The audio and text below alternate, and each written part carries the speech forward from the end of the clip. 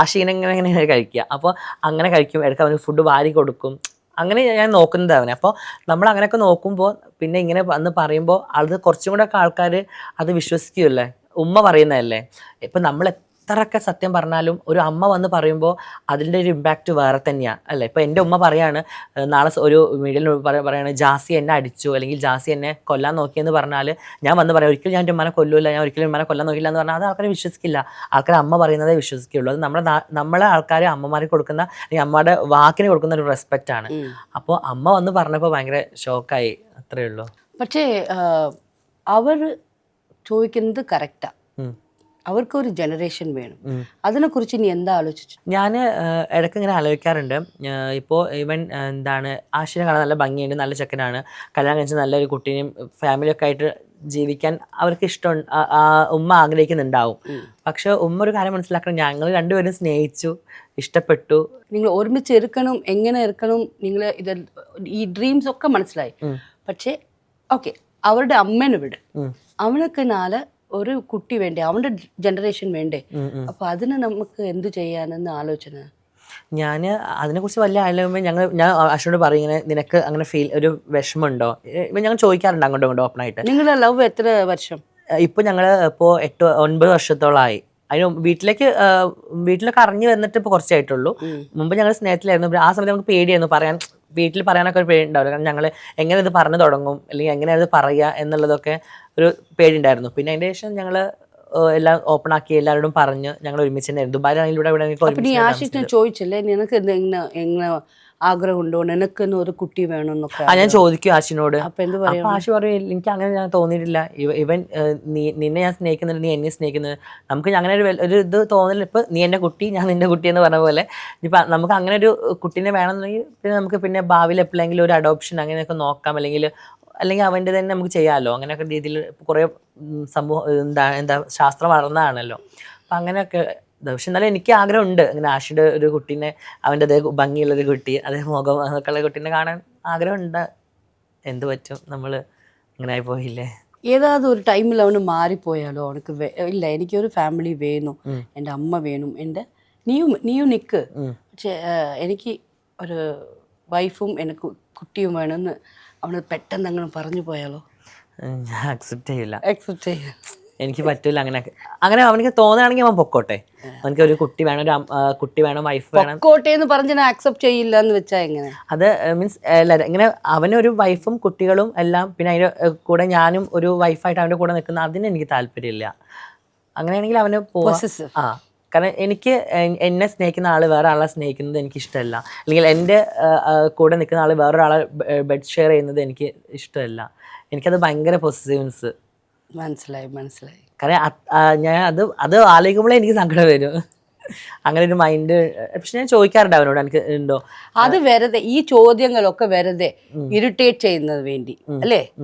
അവന് ചുമ്മാ ഇരിക്കും, പാവം, അവൻ ഫിലിം കണ്ടുകൊണ്ടിരിക്കും. നീ പോയി നിനക്ക് ഇങ്ങനെ ഒരു ഐഡിയ ഉണ്ടോ, അത് വെറുതെ ഇറിറ്റേറ്റ് ചെയ്ത്, നിനക്കറിയാം അവനക്ക് ഇല്ലാതിരിക്കാം, അല്ലെങ്കിൽ ഉണ്ടാവും, മനസ്സിലാവും. അവന് പറയുമോ തുറന്ന്? എങ്ങനെ പറയും? ചിലപ്പോ തുറന്ന് പറയണ്ടായിരിക്കും, എപ്പോഴും അവന് പറയില്ല. ഇത് നീ പെർപ്പസ്ലി അവനെ ഇറിറ്റേറ്റ് ചെയ്യുന്ന വേണ്ടി കേൾക്കുന്ന ക്വസ്റ്റ്യനാ. നിനക്കിത് അറിയണമെന്ന് ആഗ്രഹം, എനിക്ക് എന്തുകൊണ്ടോ ഇല്ല. പക്ഷെ എനിക്കറിയാം ഇവൻ ആഷ്, ഇപ്പം ഞങ്ങൾ ഒരുപാടായല്ലോ, അപ്പോൾ ആഷിൻ്റെ ഓരോ കാര്യങ്ങൾ എനിക്കറിയാം. ആഷ് അങ്ങനെ ഒരിക്കലും എന്നെ വിട്ട് വേറൊരു ലൈഫിലേക്ക് പോകില്ല എന്നുള്ളൊരു വിശ്വാസം എനിക്കുണ്ട്, ലൈക്ക് ഒരു വിശ്വാസമുണ്ട്.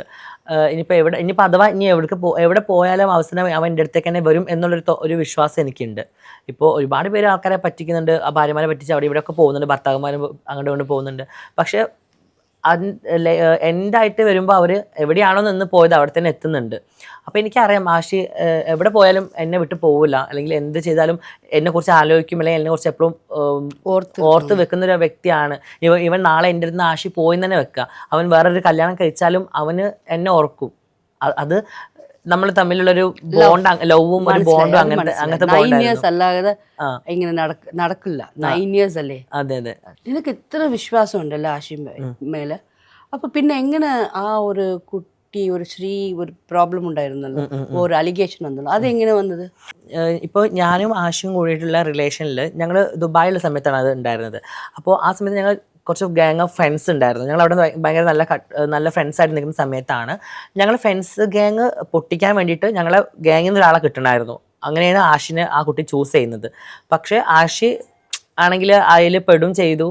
അങ്ങനെയാണ് ഒരു പ്രശ്നം ഉണ്ടായത്. പിന്നെ അത് കഴിഞ്ഞ് ഞങ്ങൾ തമ്മിൽ പിന്നെ കുറച്ച് ദിവസങ്ങൾ മിണ്ടാണ്ട് ഒരു 1 മന്തോളം ഞങ്ങൾ ബ്രേക്കപ്പ് പോലെ തന്നെയായിരുന്നു ഞാൻ ആഷിയും. അത് കഴിഞ്ഞ് പിന്നെ ഞാൻ പറഞ്ഞല്ലോ ഈവൻ ഇപ്പോൾ എവിടെ പോയാലും ആഷി എന്നെ കുറിച്ച് ആലോചിക്കും എന്നുള്ളത്.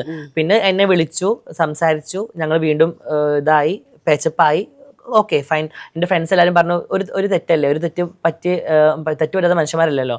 ഒരു വട്ടം നീ തെറ്റ് പറ്റിയത് നീ അങ്ങ് ക്ഷമിച്ചു കൊടുക്ക്, അതാണ് ഏറ്റവും നല്ലത് പറഞ്ഞാൽ. ഏറ്റവും നല്ലത് യെസ്, ബിക്കോസ് അത് അവള് പർപ്പസ്ലി ചെയ്തതല്ലല്ലോ. അല്ലല്ല, അവള് പറ്റിച്ചു. അതെ അതെ, അത് പർപ്പസ്ലി ഒരിക്കലും ആശ ചെയ്തല്ല. ഞങ്ങളെ ഗ്യാങ്ങിന്റെ രഹസ്യങ്ങളും അല്ലെങ്കിൽ ഞങ്ങൾ ഗ്യാങ്ങിനെ പൊട്ടിക്കാനും വേണ്ടിയിട്ട് അവൾക്ക് ഒരാളെ കിട്ടണമായിരുന്നു. അതിന് ആശിനെ കരുവാക്കി. ആശയാണെങ്കിൽ വെരി ഇന്നസെന്റ് പേഴ്സൺ. ആശി അങ്ങനെയാണ്. പൊതുവെ ഒരാളെ സങ്കടം കേട്ട് കഴിഞ്ഞാൽ അത് ആഷിയുടെ സങ്കടമായിട്ട് ഏറ്റെടുക്കും. ഇപ്പൊ ആഷിയുടെ കയ്യിൽ ആകെ ഒരു 200 രൂപയേ ഉള്ളൂ. ഒരാൾ വന്നിട്ട് എനിക്ക് ഫുഡൊന്നും കഴിക്കാനില്ല, ഒരു 200 രൂപ തന്ന ആഷി അവന്റെ ക്യാഷ് എടുത്തു കൊടുക്കും. ഇത് എനിക്ക് അറിയുന്ന കാര്യമാണ്. ഇവൻ ഞങ്ങൾ ഇപ്പൊ ദുബായിൽ ഷോപ്പ് നടന്ന സമയത്തും ആരെങ്കിലൊക്കെ വന്ന് ഇങ്ങനെ സഹായം ചോദിച്ചാൽ ആഷി അത് കൊടുക്കും. ആഷി അങ്ങനത്തെ ഒരു വ്യക്തിയാണ്, ഭയങ്കര ഹെൽപ്പ്. നിങ്ങളൊക്കെ ദുബായിൽ എങ്ങനെ പോയതാ? നീ ജനിച്ചത് എവിടെ? ഞാൻ ഇവിടെ നാട്ടിൽ തന്നെയായിരുന്നു. ആഷി എന്നെക്കാട്ടി മുമ്പ് പോയി. അത് കഴിഞ്ഞാണ് ഞാൻ ദുബായിലേക്ക് പോകുന്നത്. വർക്കിന് വേണ്ടി പോയത്? ഞാൻ ജോലിക്ക് വേണ്ടി പോയതാ. ഞാൻ എൻ്റെ ഡിപ്ലോമ കോഴ്സ് കഴിഞ്ഞ് ഹോട്ടൽ മാനേജ്മെന്റ് കോഴ്സ് കഴിഞ്ഞിട്ടാണ് ഞാൻ ദുബായിലേക്ക് പോകുന്നത്. എൻ്റെ ചേച്ചിയുടെ ഹസ്ബൻഡാണ് എന്നെ കൊണ്ട്. ഇപ്പൊ എന്താ ഷോപ്പ്? ഇപ്പൊ ദുബായില് ലുലുവില് ഒരു പെർഫ്യൂം ഷോപ്പ് നടത്തുന്നുണ്ട്. ലുലു എന്തോ പ്രശ്നമായല്ലോ. അതെന്താ പ്രശ്നം? അത് ഇല്ല, അങ്ങനെ ഒരു പ്രശ്നം ഇല്ല. അത് ഇവര് എന്നെ ട്രോളുന്ന ഒരുപാട്. അത് ലുലുവിന്റെ ഷോപ്പ് ഞങ്ങൾ ഓപ്പൺ ആക്കി, ഭയങ്കര ബിസിനസ് ആയിരുന്നു ഷോപ്പിൽ. നല്ല കച്ചവടം കാര്യങ്ങളൊക്കെ ആയ സമയത്താണ് അങ്ങനെ ഒരു എലിഗേഷൻ എനിക്കെതിരെ കൊണ്ടുവരുന്നത്. അത് എന്താണ് ഇതേപോലെ ലുലുന്ന് എന്തോ എടുത്തു എന്നൊക്കെ പറഞ്ഞിട്ട്. എന്നിട്ട് അത് ആഷിയുടെ ഉമ്മയും പറഞ്ഞപ്പോൾ എനിക്ക് സങ്കടമായി. ആഷിയുടെ ഉമ്മാനെ ആഷിയുടെ ഉമ്മാനെ കൊണ്ട് പറയിപ്പിക്കുന്ന ആൾക്കാർക്ക് പർപ്പസ്ഫുള്ളി അവർക്ക് വേണ്ട ഒരു തീം എന്ന് പറഞ്ഞത് എന്നെ മാക്സിമം ആൾക്കാരുടെ മുമ്പിൽ താഴ്ത്തി കെട്ടണം. ഞാൻ മാക്സിമം ഒരു ചീത്ത വ്യക്തിയാണ്, അല്ലെങ്കിൽ ഞാൻ വളരെ മോശമായ ഒരു വ്യക്തിയാണെന്ന് അറിയിക്കണം. അതാണ് മെയിനായിട്ട് കാര്യം. ഇപ്പോൾ എന്നെയും ആഷിനെയും അത്രക്ക് പബ്ലിക്കിൽ വന്ന് വളരെ മോശമായിട്ട് പറയുന്ന വ്യക്തിയാണ് ഈ പറയുന്ന എന്താണ് ഞങ്ങൾ വീട് ചെയ്യുന്ന ഒരു വ്യക്തി. ആ വ്യക്തിനെ അടക്കം ഉമ്മ പറയുന്നത് അയാൾ നല്ല ആളെന്നാണ് പറയുന്നത്. അപ്പോൾ സ്വന്തം മകനെ തെറി പറഞ്ഞ് അല്ലെങ്കിൽ സ്വന്തം മകനെ അത്രയും ബേഡായിട്ട് പറയുന്ന വ്യക്തി പോലും ഉമ്മാക്ക് നല്ല ആളാണ്. അപ്പൊ തന്നെ മനസ്സിലാക്കാലോ.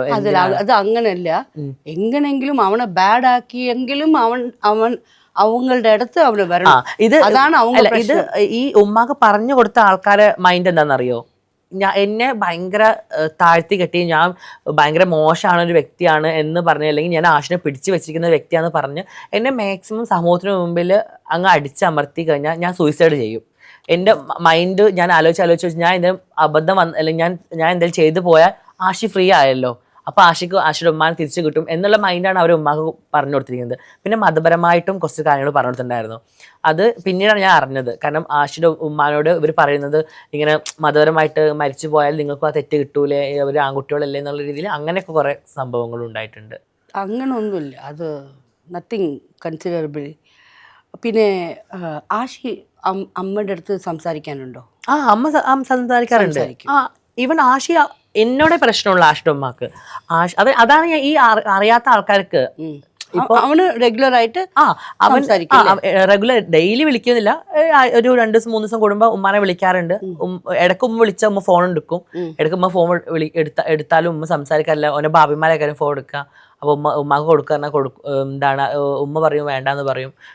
ഇടയ്ക്ക് സംസാരിക്കും. അങ്ങനെയൊക്കെ ഉണ്ടാവാറുണ്ട്. ഇപ്പൊ ലാസ്റ്റ് ഈ പ്രശ്നം നടന്ന സമയത്തും ഉമ്മാനെ വിളിച്ച് സംസാരിച്ചിരുന്നു. അപ്പോൾ ഉമ്മ പറഞ്ഞത് എനിക്ക് നിന്നെ കിട്ടിയാൽ മതി, നീ എന്നെ ഒഴിവാക്കിയിട്ട് വായോ, വീട്ടിലേക്ക് വായോ, എനിക്ക് നീ വേണം, അങ്ങനെയാണ് ഉമ്മ പറയുന്നത്. അതുകൊണ്ട് എന്തോ ഈ പറയുന്ന സ്വത്ത് എന്ന് പറയൂല്ലേ, പ്രോപ്പർട്ടി, അതൊക്കെ കൊടുക്കില്ല എന്ന് എന്തെങ്കിലും ചെയ്യുന്നുണ്ടോ അമ്മ? അങ്ങനെയൊന്നുമില്ല, അങ്ങനത്തെ പ്രശ്നമൊന്നുമില്ല. പൊതുവെ ഉമ്മ പാവാണ്. ആഷിനെ ഭയങ്കര ഇഷ്ടം. കാരണം ആഷിയുടെ വീട്ടിലെ ഏറ്റവും ചെറിയ മോനാണ്. പിന്നെ അവന്റെ കസിൻസും എല്ലാവരും എന്നോട് പണ്ട് പറയായിരുന്നു ആഷിനെ എല്ലാവർക്കും ഭയങ്കര ഇഷ്ടമാണ്. അവന്റെ ഉമ്മ ഇന്റർവ്യൂ തന്നെ പറയുന്നുണ്ട്, ആൺകുട്ടികളാണെങ്കിലും പെൺകുട്ടികളാണെങ്കിലും കണ്ട ആഷിനെ നോക്കുമെന്ന്, അത്ര നല്ല മോനാണ്. അപ്പോൾ ഉമ്മാക്ക് ചെറിയ ഉമ്മാന്റെ മനസ്സിൽ ഉമ്മ ചിന്തിക്കുന്നത് ആഷിനെ കല്യാണം കഴിഞ്ഞ് ആഷിനെ പോലത്തെ ഒരു കൊച്ചു പേരക്കുട്ടിനെ കാണണം എന്നൊക്കെ ഉമ്മ ആഗ്രഹിച്ചിട്ടുണ്ടാവായിരിക്കും. അപ്പോഴല്ലേ എൻ്റെ ഒരു എൻട്രി വരുന്നത്. അപ്പം അതുകൊണ്ടായിരിക്കും ഉമ്മാക്ക് എന്നോട് ദേഷ്യം. ജാസി, ഇപ്പോൾ നീ വരുന്ന മുമ്പ് ഇവിടെ community was going on well. നീ വന്ന് കുറച്ച് മന്ത്സേ ആയുള്ളൂ അല്ലേ? ഇപ്പോൾ ഇതിന് നിനക്ക് മേലെ ഉണ്ടായവരെല്ലാം താഴായി. ഇൻഫ്ലുവൻസിങ് ആവട്ടും, ഇൻസ്റ്റാഗ്രാം സെലിബ്രിറ്റീസ് ആവട്ടെ. അപ്പോൾ നീ വന്നിട്ട് ഇവിടെ എന്താ ചെയ്യുന്നത്? കോൺട്രവേഴ്സി എന്തിനാ ചെയ്യുന്നത്? ഞാൻ ദുബായിൽ നിന്ന് വന്ന സമയത്ത് എനിക്ക് ഇവിടെ കുറച്ച് അക്സെപ്റ്റൻസ് ഉണ്ടായിരുന്നു. കാരണം ആ സമയത്ത് ദുബായിലാണ് ഞാൻ വർക്ക് ചെയ്യുന്നത്. ഞാൻ ദുബായിൽ നിന്ന് വീഡിയോസൊക്കെ ചെയ്യുമായിരുന്നു. അപ്പോൾ ഇവിടെ നാട്ടിൽ വന്ന സമയത്തും ഞാൻ ഒരിക്കലും കമ്മ്യൂണിറ്റികളെ മോശപ്പെടുത്താനോ അല്ലെങ്കിൽ ഒരിക്കലും അങ്ങനെ വിചാരിച്ചിട്ടില്ല. ഇല്ല, നിന്റെ കുറേ ഞാൻ കണ്ടിട്ടുണ്ടല്ലോ, നിന്റെ ഫ്യൂ വേർഡ്സ് കമ്മ്യൂണിറ്റികളെ താഴ്ത്തിയാണ് നീ സംസാരിച്ചിട്ടുണ്ട്. അതെന്തിന്? അത് ഞാൻ ഒരിക്കലും അവരെ താഴ്ത്തി സംസാരിക്കണം അല്ലെങ്കിൽ കമ്മ്യൂണിറ്റിക്ക് ഒരു പ്രശ്നം ഉണ്ടാക്കണം എന്ന് വിചാരിച്ച് സംസാരിക്കുന്നതല്ല. ചിലതെല്ലാം എൻ്റെ അബദ്ധവശാൽ, ഞാൻ പറയില്ല, അബദ്ധവശാലായി പോകുന്നതാ. എനിക്ക് എപ്പോഴും എൻ്റെ കമ്മ്യൂണിറ്റിയാണ് വലുത്. പക്ഷേ ചില സമയത്ത് എനിക്ക് അറിയില്ല, കമ്മ്യൂണിറ്റിയിലും എൻ്റെ വളർച്ച കണ്ടിട്ട് അല്ലെങ്കിൽ ഞാൻ വളർന്നു വരുന്നത് ഇഷ്ടപ്പെടാത്ത ആൾക്കാരുണ്ടായിരുമായിരിക്കാം. ഇപ്പോൾ ഒരു നല്ല വശത്തിന് ചീത്ത വശം ഉണ്ടെന്ന് പറഞ്ഞ പോലെ ചിലപ്പോൾ എൻ്റെ വളർച്ച കണ്ട് അസൂയപ്പെടുന്ന കമ്മ്യൂണിറ്റികളും ചില ആൾക്കാരുണ്ടാവുമായിരിക്കാം.